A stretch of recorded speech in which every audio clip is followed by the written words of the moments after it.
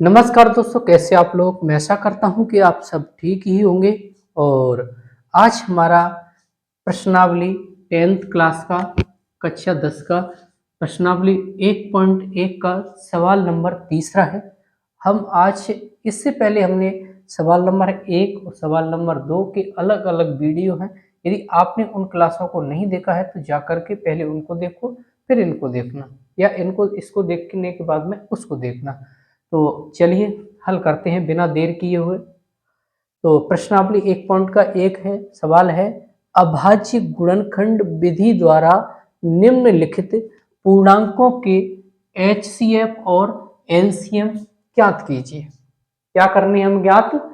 HCF और LCM ज्ञात करने अभाज्य गुणनखंड विधि से। कौन सी विधि से? अभाज्य गुणनखंड विधि से। अब अभाज्य क्या है? यानी कि जो स्वयं से भाग जाता है, जिसमें ऐसे गुणनखंड करने हमको बिल्कुल कट करके लाना है। चलिए, तो जो हमारे नॉर्मल एचसीएफ और एलसीएम हम करते हैं वो अभाज्य गुणनखंड विधि के ही द्वारा करते हैं। आज उन्हीं के माध्यम से इनको हल करना है। चलो तो सवाल नंबर 1 है, क्या है हमारा सवाल नंबर 1? 12, 15 और 21। क्या है? 21।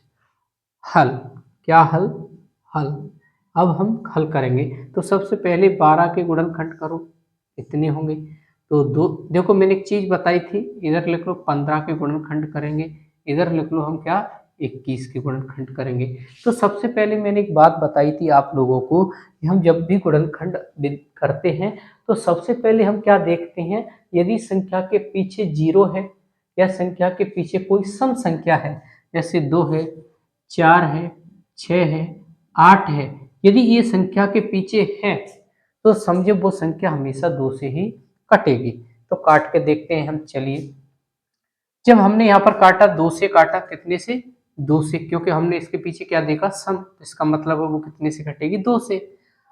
और 6 दूनी 12 होते हैं, फिर भी सम संख्या है, 2 से फिर कटेगा। 3 दूनी 6 होता है। अब सम नहीं है तो विषम से देखेंगे, यानी कि ये 3 से कट जाएगा।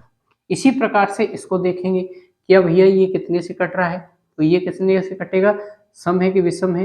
यानी विषम में, इसका मतलब ये 2 से तो कटेगा नहीं, नहीं इसके अंदर 0 है, तो ये कितने से कटेगा? ये 3 से कटेगा। तो 5, 15 क्या अब सम है? नहीं है। तो कोई भी संख्या में यदि एक बार सम खत्म हो गई तो उसमें फिर कभी सम लौटती नहीं। तो इसमें क्या आ जाएगी? कितने से कटेगा? 5 से कटेगा, 5 एकम 5। इसी प्रकार से दूसरा सवाल है हमारा, सॉरी उसी का जो भाग है तीसरा है, और ये कितने से कटेगा? देख लो, सम है कि विषम है? विषम है पीछे, इसका मतलब है 3 से देख लेते हैं। 7, 21 7 बार गया, लेकिन ये 5 से नहीं कट रही है तो 7 से ही कटेगी, 7 एकम 7। अब हमें इनके क्या करने हैं? एचसीएफ ज्ञात करने हैं। क्या ज्ञात करने हैं? एचसीएफ। अब एचसीएफ कैसे सबसे पहले हम क्या मिलाते हैं? जोड़ा कहाँ बन रहा है? तो देखो, क्या इसमें 2 है? क्या इसमें 2 है? इसमें नहीं है। क्या इसमें 2 है? अब 2 तो इसमें बिल्कुल ही नहीं है। क्या इसमें 3 है? इसमें 3, हाँ, एक 3 यहाँ पर है, एक 3 यहाँ पर है, और एक 3 यहाँ पर है। इसका मतलब है कि इसकी जोड़ा बन चुका है तीनों का जिनमें कॉमन है दोनों के, तीनों के अंदर। तो क्या है? 3 कॉमन है।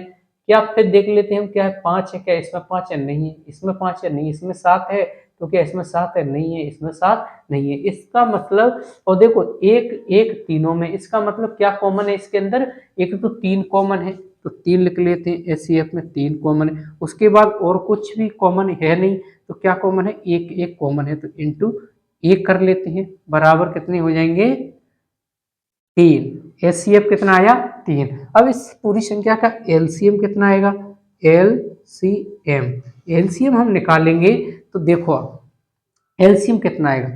एलसीएम जो कॉमन आ गई उनमें से संख्या 1 लिख लेते हैं। ठीक है भैया, 1 आ गई।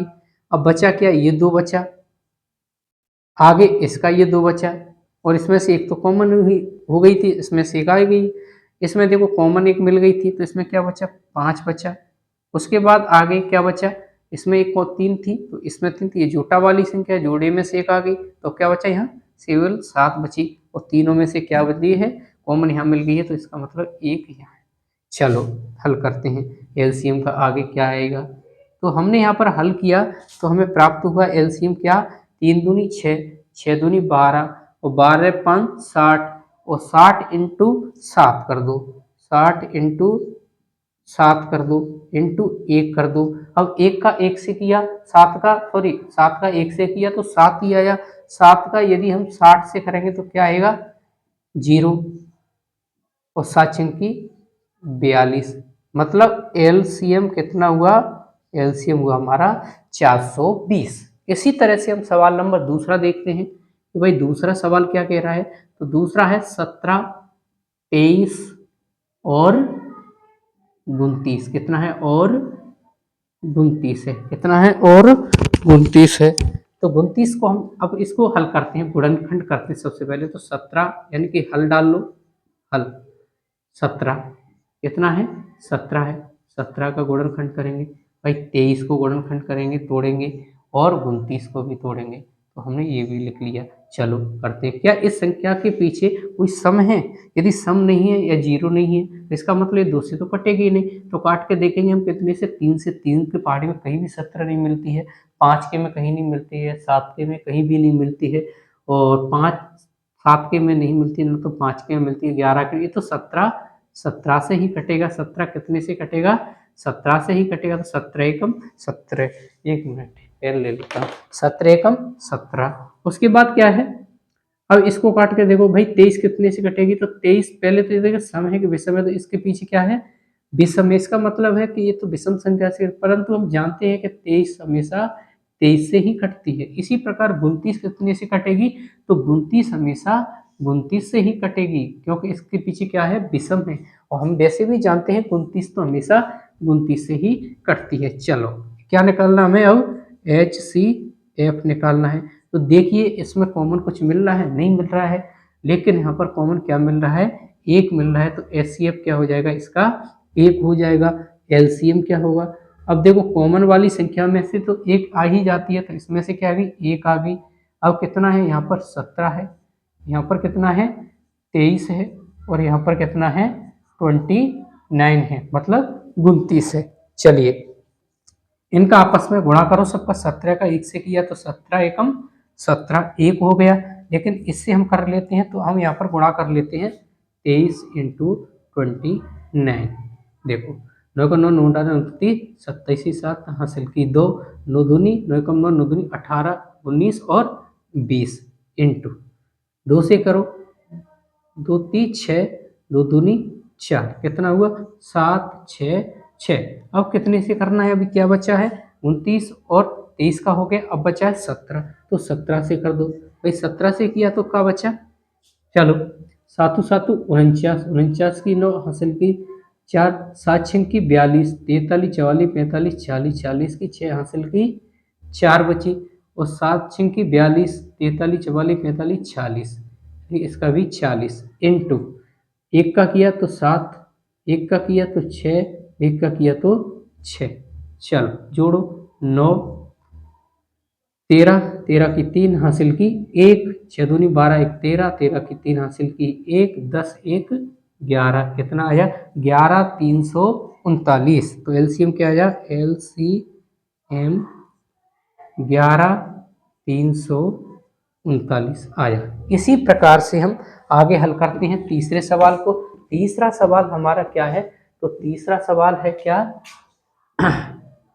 सवाल नंबर तीसरा 8 9 और 25, कितना है और 25 है। इसको हल करते हैं, चलिए इसमें लिखेंगे क्या हम हल, तो इनके गुणनखंड करो, 8 8 के करेंगे, 9 9 के करेंगे, क्योंकि हमें क्या ज्ञात करना है, सिर्फ एलसीएम और एचसीएफ, इसलिए एलसीएम और एचसीएफ हमारे ये आ रहे हैं। इसी प्रकार से आगे क्या है 25 के गुणनखंड करो, तो 25 के करते हैं। पहले 8 के का देख लेते हैं, तो 8 पे देखो सम है कि विषम है, तो सम है, सम का मतलब 2 से कटेगी, 2 दूनी वो 4 दूनी 8 होते हैं, 2 से काटी, 2 दूनी 4 होते हैं, 2 से काटी 2 एकम 2 होते हैं।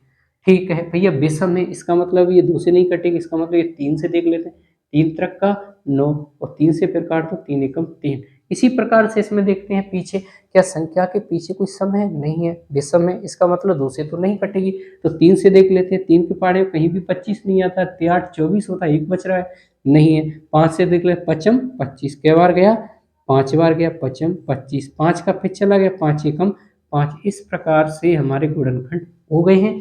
अब हम क्या करेंगे, एलसीएम निकालेंगे, सॉरी एचसीएफ निकालेंगे पहले, एचसीएफ। अब एचसीएफ हमने जब निकाले तो क्या आए भाई, इसमें से देख लो कहीं 2 कॉमन तो इसमें नहीं, बिल्कुल भी नहीं है कहीं भी 2, 3 देख लो इसमें कहीं नहीं है, 25 5 इधर भी नहीं है, इसका मतलब है कॉमन तो इसमें कुछ भी नहीं मिल रहा, तो क्या होगा 1 2 3, मतलब 1 मिल रहा है, तो इसका एचसीएफ कितना हो जाएगा, 1 हो जाएगा। तीनों में जो क्या मिल रहा है वही हमारा एचसीएफ होगा।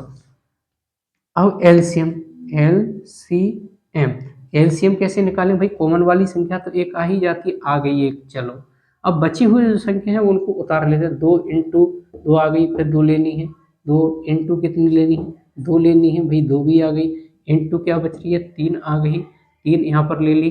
अब क्या बच रहा है 3 बच रहा है, तो 3 को भी हमने यहाँ पर लिख दिया। अब क्या बच रहा है भाई 2 5 5 बच रहे हैं, 5 इंटू 5 आ गई। अब देखो इन सब का क्या करना है, आपस में हमें मल्टीप्लाई करना है, करिए। तो पचम 25 और 25 को 25 25 में 25 75, और 75 और 75 यहाँ लिख लो, कितना लिखेंगे 75, 75 इंटू, अब ये संख्या बच रही है इनका कर लें आपस में गुणा, यहाँ से यहाँ तक, तो 3 तक 3 दूनी 6 और 6 कन 6 6 दूनी 12, 12 कन 12 12 दूनी 24, तो कितना हो गया 24। इसका मतलब क्या है, अब इनका दोनों का आपस में करना है हमें क्या, गुणा, यानी कितने का करना है 24, और यहाँ पर कर लेते हैं 24 और 75 का करना है, तो लो 75, 5 चौक 20 हासिल की 2, 5 दूनी 10 दोबारा हासिल की इंटू, 7 चौक 28 की 8 हासिल की 2, 7 दूनी 14 15 1 16, 16 यहाँ पर आ गई, 0 10 की 0 हासिल की, कितनी बची 1 बची, 7 1 8 और 1 हासिल की कुछ नहीं बची यहाँ पर, तो 1 है, यानी कि कितना आया 1800, कितना आया 1800। तो एलसीएम क्या हुआ, एलसीएम, इसको मिटा दो, ये तो हमने सिर्फ गुणा किया था, उत्तर कितना आया 1800 आया। यही हमारे एचसीएफ और एलसीएम ज्ञात हो चुके हैं, चाहे तो आप इनको सही क्रम से और लिख लें, वैसे तो मैंने ठीक ही लिखे हैं, ऐसे इसी प्रकार से आप लोगों को भी ये हल करने हैं। आज का वीडियो इतना ही, और इसके बाद में जो अगला जो प्रश्न है हमारा, प्रश्न नंबर 4 है, वो हमारे अगले वीडियो में आएगा, ताकि हमारा ये वीडियो लंबा ना हो। थैंक यू दोस्तों, आज के लिए इतना ही।